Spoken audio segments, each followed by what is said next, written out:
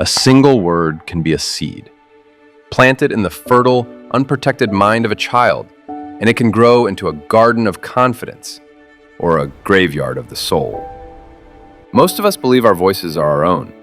But what if the very way you speak, the very way you see yourself, was a script written for you by a monster in a white coat?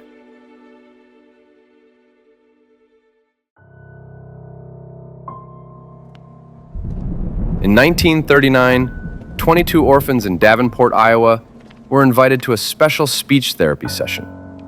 They were children who had already been discarded by society. They had lost their parents, their homes, and their names. To the state, they were just case numbers. To the children, this was a chance to finally be seen. They thought they were being chosen for something special. They were wrong. They were chosen because they were invisible. Because in the cold, clinical eyes of the University of Iowa, they were surplus. Nobody was coming to look for them.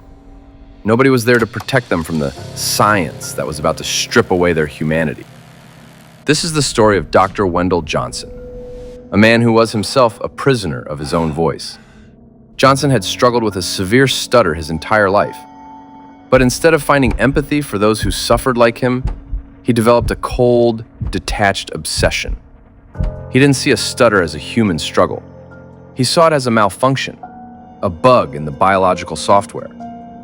Johnson wanted to prove that stuttering wasn't something you were born with, but something you were taught by the world.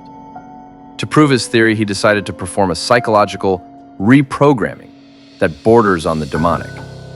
He needed to take healthy, innocent children who spoke with perfect clarity, and he needed to try to break them.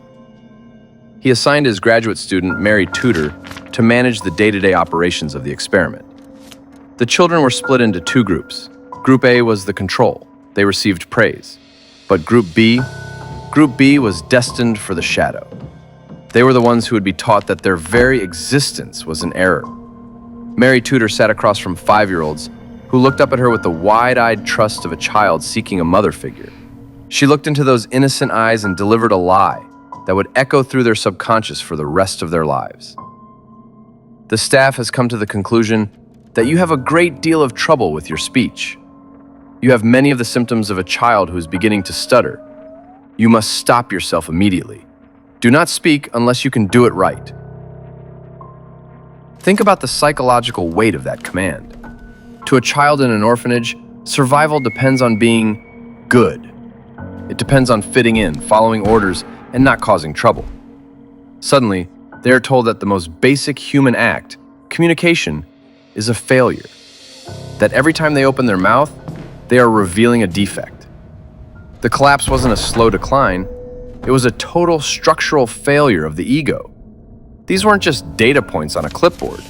These were human beings with hearts that beat just like yours. 5-year-old Cynthia was one of the first to break.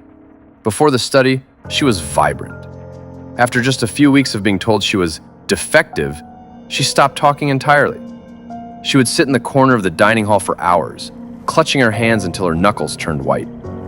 She was paralyzed by a recursive loop of fear. If she spoke, she was a monster. If she stayed silent, she was safe. She chose the safety of the void. Another boy, once known for his laughter and his constant questions, became a ghost in the hallways. He stopped using names for things. He stopped asking for help. He would merely point, his eyes fixed on the floor, terrified that any sound he made would confirm the low value label Mary Tudor had pinned to his soul. He had been convinced that his market price as a human being was tied to a fluency he no longer possessed. Mary Tudor eventually saw the horror of what she had unleashed. She saw the children she had once known as bright and curious turning into hollowed-out versions of themselves. She began to feel the crushing weight of the guilt. In the years that followed, she returned to the orphanage, desperately trying to undo the damage. But you cannot unring a bell. You cannot unbreak a soul once it has been taught to loathe itself.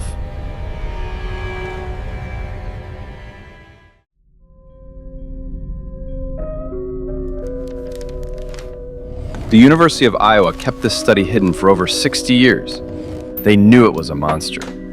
They knew that Wendell Johnson had treated orphans like biological robots, attempting to debug their spirit as if it were nothing more than faulty lines of code. They didn't see children. They saw assets to be manipulated for a career-defining theory. But here's the most terrifying part. The monster study didn't end in 1939. It didn't end with the lawsuit or the hidden files. It just went global. It went digital. Look at the world you live in right now. We are living in a high-tech version of that Davenport orphanage. We are surrounded by a culture that treats us exactly like Dr. Johnson treated those children. We have experts, gurus, and coaches sitting on our screens, staring into our eyes, telling us we are defective. They tell men they are low value because they don't have enough zeros in their bank account. They tell women they are expired or damaged because they don't fit a specific transactional mold. They hand us tier lists for human beings. They tell us to calculate our market worth before we even dare to ask for affection.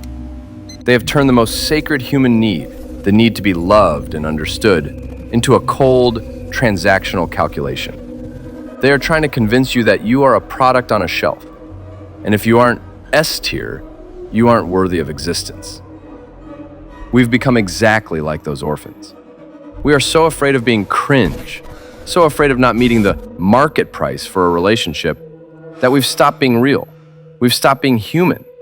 We've adopted a biological robot mindset, performing a script we didn't write, hoping that if we follow the rules of the jungle, someone might finally choose us. We trade our capacity for deep, pure, unconditional love for a spreadsheet. We choose isolation because we are afraid of being labeled low value by a society that doesn't even know our names. We are starving ourselves of connection, just like the monkeys in the pit of despair, because we've been told that love has a price tag we can't afford. But love is not a transaction. A human being is not an asset. When you treat a person like a product, you don't improve them. You kill what makes them human. The victims of the monster study spent their entire lives in therapy. Some of them never spoke clearly again, not because their tongues were broken, but because their spirits had been convinced they were defective. They lived in a prison of silence, built by a man with a clipboard who thought he was smarter than nature. Don't let them build that same prison around you.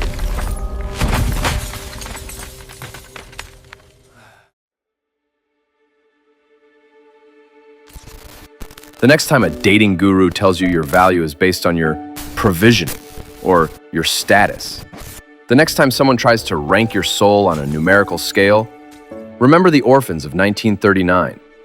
Remember the children who lost their voices because they believed the lies of a man who saw them as data points. You are not a product. You are not a low-value asset.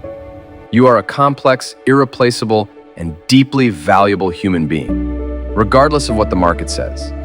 The monsters aren't the ones who stutter. The monsters are the ones with the clipboards trying to turn your heart into a commodity. The transactional nature of modern relationships is a failure of the imagination. It is a moral collapse.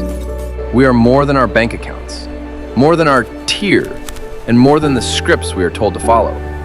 We are capable of true, pure, and deep love that defies every rule of the jungle. Don't let them make you go silent. Don't let them tell you what you're worth. The experiment only ends when you decide you're finished playing the part of the robot. My name is Outer Enigma. I am here for the ones who are tired of being treated like machines. If you are ready to reclaim your humanity and stop checking your price tag, stay with me. Wake up. Before you forget that you were never meant to be for sale.